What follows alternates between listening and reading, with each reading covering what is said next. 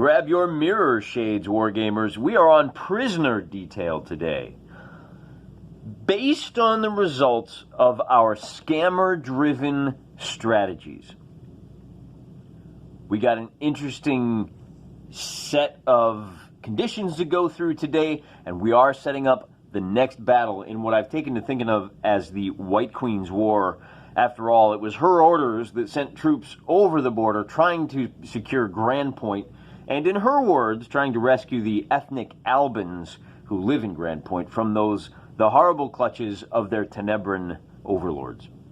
Hasn't gone well for her. Her major thrust was repulsed with a big victory at Lake Samby.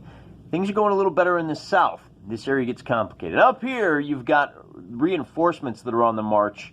General Greenwood, her general up here, is he's not so great. He's just kind of hanging out here on the frontier. The good news is his little army is pinning a relief force in the north. They can't come down and lend any more aid. So at least her northern flank is secure. You know, when it comes to the Queen's flanks, we'll just leave that. We'll just let that joke. You can write your own joke. I don't need to say it.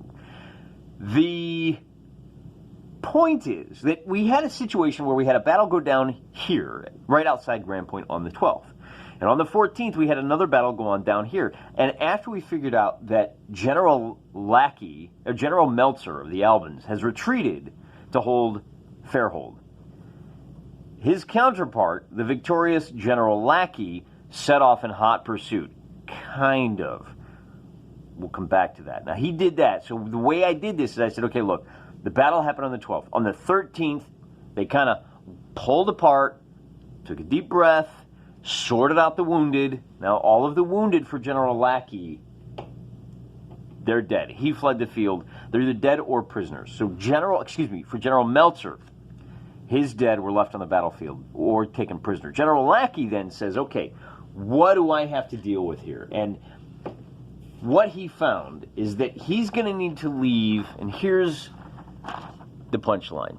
He's going to need to leave 2 of his wounded regiments behind. The Sleek Forest Line Infantry and the Grand Point Line Infantry are battered. They're down to 50% capability. Now, the rules that I'm using, you can fight at 50%. But if you fall below 50%, you're out of action. So he's going to leave these guys. They've lost a quarter of their number. He's going to leave them down here to convalesce until the 22nd.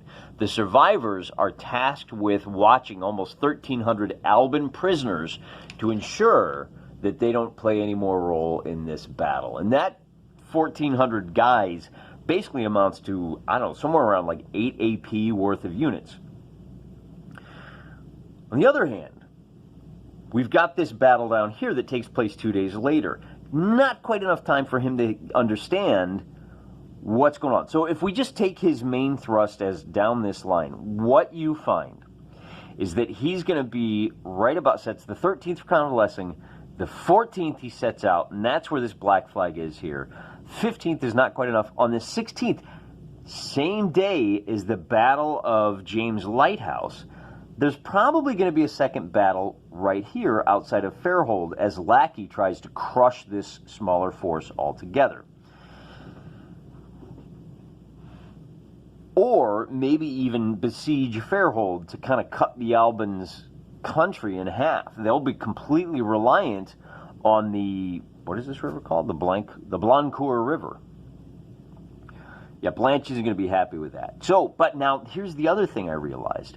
He's got enough survivors that he can dispatch 10 AP, so he's lost 4 AP worth of units up here, those 2 line infantries that are engaged in prisoner detail. He can dispatch 10 AP, and that's this set of guys right here. It equates to 1 line infantry, 1 light regiment, and 2 units of dragoons. Those 10 AP are on their way south. And on the 16th, they should be right about here. Right about, where'd it go? Yeah, right there, okay? So that's as all of this is going on. He's going to do that. he's feeling pretty good about his chances. With all of his survivors, I rewrote. The one thing he is going to do, however, so I've rewritten our roster, and here's all of his survivors. This amounts to a total of 32 fresh troops, and he's got to bring his heavy cavalry. The King's cuirassiers are coming. It's a risk. These guys take another beating, they're done. Now, half of their wounded will return on the 26th, but I'm assuming those guys are convalescing back here at Grand Point as well, so it might take a couple of days for them to catch up. Smart play might be to combine them into one regiment to use them, but we're going to give them the two, benefit of the doubt. We'll see what happens. This is kind of uncharted waters for me. So we're looking at a total of, what did I say, 32, plus these guys is another 8. So he's got 40 AP worth of troops, with another 10 AP bringing up the rear. Now that 40 AP of troops is going to be facing General Meltzer's survivors, and General Meltzer is going to have, he is in bad shape. He's in really bad shape. Because of the drubbing that he took, he's only got 32 AP. So it's 40 versus 32. His units are all basically half strength. Now, the one thing I did is I combined the 1st and 2nd Cliffrost artillery. They lost half their guns, put them together, and you get one full artillery. So they still have a heavy amount of artillery. The one that's down at 50% is Oakenscar. So a little bit of reorganization on the road. They had an extra day to get a hold. They're now in friendly territory. So that's what we're looking at, is a battle here between 32 points on the Alban side versus 40 points on the Tenebrin side. And that's the battle that we're about to set up.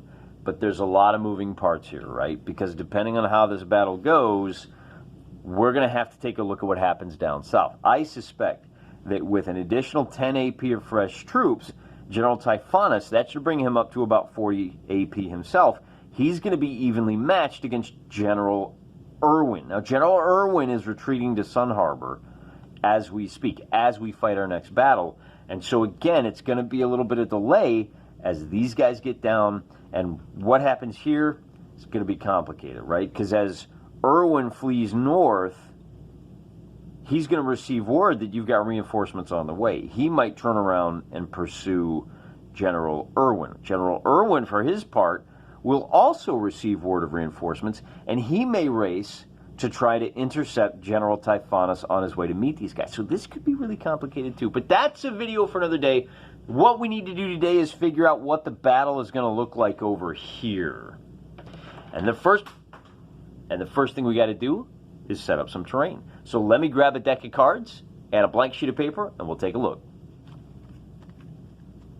As usual, we are going to place our fate into the hands of fate. I want to go ahead and shuffle these up really well. I had just pulled out a bunch of cards for other purposes, and so they might not have been as shuffled as I would like. I'd like to show you guys that we're playing it as straight as possible. So whatever battlefield we wind up with comes from the heart. Oh, I guess I'm doing those upside down. Boom, boom, boom, boom. Now, Jackson Quinn, remember the black cards are going to be terrain features. Red cards are going to be open. And wow, it looks like we're going to have a crowded battlefield here. That's going to play into the hands of the Albans, I believe. If we go to our chart, let me just have a seat and get a little bit comfortable here. If we look at our chart, well, let me draw out kind of a rough sketch of the battlefield. And we bisect it a number of times. And we find that 3 up there in the corner is going to be, we got a hill here. That 8 is going to be light woods. We have another light woods here. Next to that is a jack. So we've got a farm. We got a joker. What's a joker? Hill, wooded hill. And then coming down this last row, we've got the jack is another farm. We've got grasslands here. And then 5 is going to be heavy woods. And that 4 is going to be heavy woods. Or heavy woods. There you go. So Not sure how this is all going to shake out yet. One thing we are definitely going to do is link these farms with a road. And in fact, that's the next thing we need to think about is how do these roads connect with things? I always like to try to do it in a way that makes sense. So we're going to give it a 50-50 chance that this road runs off this board edge here. I'm sorry, I should probably declare what it is. On an even, it does. It does not. We're going to give even odds that the road from this farm links up to there. And again, on an even number, it does. So we've got a road here, and then the question becomes, does this have a road leading off to the north? On an even, it does. So it does not. Does this have a road running off to the north? It does. So, okay, our roads don't make any sense.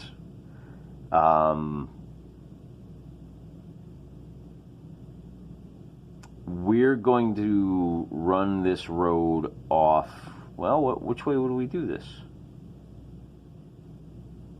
I guess I need to come up with a better way for generating roads. I would have liked to have put a road coming through here rather, and connecting that farm. Now, all that the book here has is farm.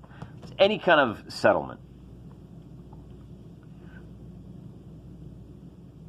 Well, does this have a road headed south on an even? It does. Yeah, so that's probably the best way to do. And then you've got a road running off to the north, and I guess we'll just bring it up that way. It's probably the smartest way to do it. The other question is, do we have a stream? 50-50 chance. On a even number, we have a stream. We do. Does it run north-south? On an even, it does. So it runs east to west. So I'm going to go 1, 2, 3, 4. Well, I'm going to go like this. 1, 2, 3, 4, 5, 6. And I'm going to roll twice. Same thing here. 1, 2, 3, 4, 5, 6. So which one of these does it enter on? Number 2. So it comes on here. And which way does it leave?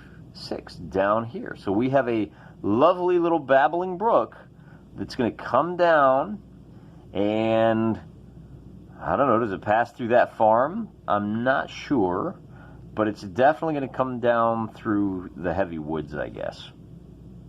So there's our stream, and there's our stream. Let me go ahead and draw that up a little cleaner, and I'll show you.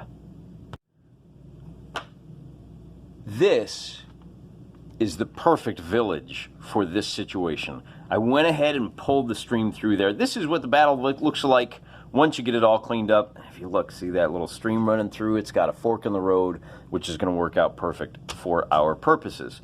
I'm going to call this village, it's going to be the Battle of Dackysville. Probably mispronouncing that. There's 69 people living in here, and that's a reference to commenter Dackies. I appreciate that you like this series, and now you are a part of it. One of the things we need to determine is, and one thing, hang on. While we're on the subject of, I'm not sure if I'm pronouncing that right, do you remember we talked about the reinforcements that General Lacky is sending south to help General Typhonus? I actually assigned a commander, Commander Anshinmob. Now, I know I'm not pronouncing that right. Commenter, it looks like Anshinmob, there's backwards N's in it, so he's using a Cyrillic alphabet. And I don't speak Cyrillic, so if you can help a brother out, I did take the time to try to copy your name and paste it into a search engine to help me figure out. I'm a babe at sea. Help me out. I don't want to disrespect you by mispronouncing your name, so if you could just throw a thing in there. I have no idea how to untangle that knot. Anyway, Commander, you are taking 10 AP south along the road to help Typhonus. Looking back here, one of the things to point out is it looks like this battlefield is a lot more open than I anticipated it was going to be. When it comes to the actual deployment of things, we got some light woods. I like to make it make sense, So if I have a couple of light woods through here, I'm going to drop a couple of small light woods. Basically, these portions of the battlefield are cut off. Too heavy, you're not going to have any effect through there. We got a couple of roads in that stream. And then we got a little, that wooded hill. It operates the same as the light woods, basically. It blocks fire. Blocks line of sight. The only people that can go through there are the light infantry. So the next thing we have to decide is, because I know me, this is north. And the only question at this point is whether Well, we need to figure out who's got the initiative. General Lacky has a commander rating of 6. General Meltzer has a commander rating of 2. So we're going to roll. Oh, that's a +4 to his. So he gets a 7, and Meltzer gets a 4, and that means that Lacky gets to pick 1, 2, 3. And actually, we're going to roll 1, 2, 3, 4, 5, 6 for his baseline. He has chosen 3. Bit of an odd situation. Looks like Meltzer has a defensive line of materials, of features that he's going to be able to hide behind. Hate the game, not the player. You know, sometimes you get the perfect situation and sometimes not so much. Hey. One last thing we need to talk about is how hard it is to cross this stream. Flow direction doesn't matter. What really matters is, can you step across it with no trouble on a 1? Is Dackysville the only place to cross on a 6? So on a 3, it does impede movement somewhat, and that's going to put General Lacky kind of behind the 8 ball. Really, General? Your competency rating is 6, and this is where you choose to attack? All right, you're the boss. Well, the dice are the boss.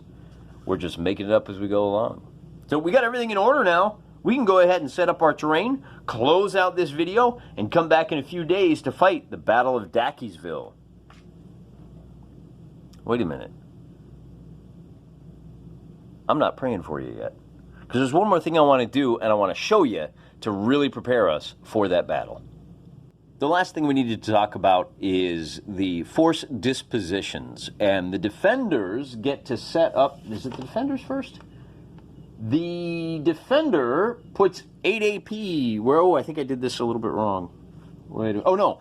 He puts 8 AP. He only got 2 cannons and a... Oh, that can't be a grenadier. That has to be a line in... Well, we'll give him the benefit of the doubt. We give him 9. He's got a grenadier up here on this hill.